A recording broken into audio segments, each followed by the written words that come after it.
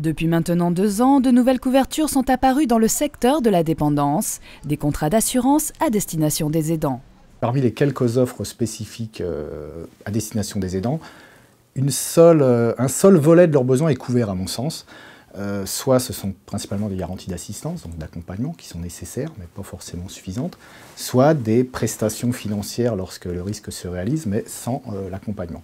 Nous, la spécificité de notre offre, c'est justement qu'elle couvre les deux parties. Aussi divers que variés, les contrats peuvent autant couvrir la maladie, l'invalidité que le soutien administratif ou psychologique, des offres inégales qui ont du mal à convaincre.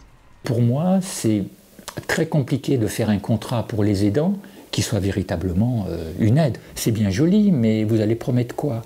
Vous allez promettre de les aider dans les démarches. Si vous voulez assurer, par exemple, les aidants, si vous voulez que les aidants puissent se défausser d'une partie de leurs tâches, il faut qu'ils aient des aides à domicile, par exemple. Donc il faut payer des heures en plus. Parce qu'on a discuté avec eux, si c'est uniquement payer l'orientation des gens, ça ne sert à rien. Plus réceptives, les associations d'aide aux aidants ne ferment pas la porte au contrat, mais alertent sur une possible confusion entre dépendance et aidant.